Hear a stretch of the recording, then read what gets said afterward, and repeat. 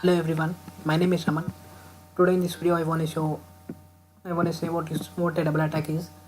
And so double attack is nothing but when you play move, it serves two purposes. Like it either it either attacks two pieces, or it it either attacks a piece and threaten checkmate or something like that. So it serves two purposes.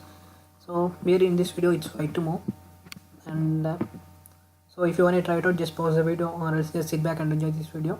So here white played the move rook g5.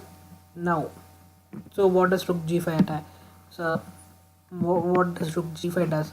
So here if I play black plays something like a5, then we can either take the queen. So now, so what happens if black plays some black exchanges queen, then it's knight takes f7 is checkmate. So what if black takes the rook? If black takes the rook takes your queen takes c5, then it's knight takes f7 is again checkmate. So here black played the move queen takes f6. So now, so queen d4. This is a pin. This is a absolute pin.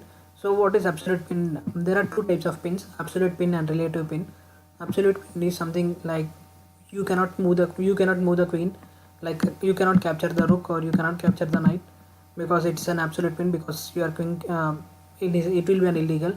You can only capture the queen or you can only move on a1 h8 diagonal.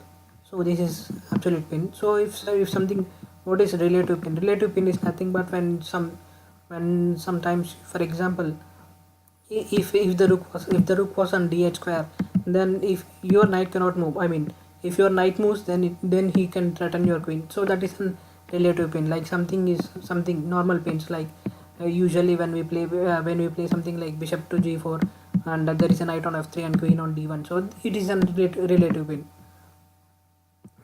So when you play the move bishop to b4 threatening, there is a knight on c3 and the king was on e1, this is an absolute pin. So yeah, I hope you got that. So yeah, this is a pin, so this is an absolute pin. So after queen d4, black played the move rook g6. So what happens if so I mean you cannot take the queen because then knight takes f7 is again checkmate. So what happens if rook takes c5?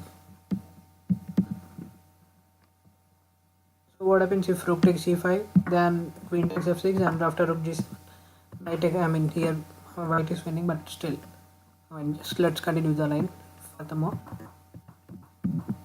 And this is an absolute pin again, and white is winning here, so there is no need to continue. So hence, after queen d4, black played move rook g6, guarding the protecting his queen. But after rook takes g6, he cannot take the queen cannot capture the rook with the black cannot capture the rook with the queen, because it is an absolute pin. And if he captures with either of this pawn, then we can simply capture the queen and we are a queen up. So hence here black resign. So if you want to calculate it, it's m8 9. If you want to calculate it, just go ahead and calculate. So yeah, that's it in this video. So thank you for watching. Please subscribe to my channel for more videos.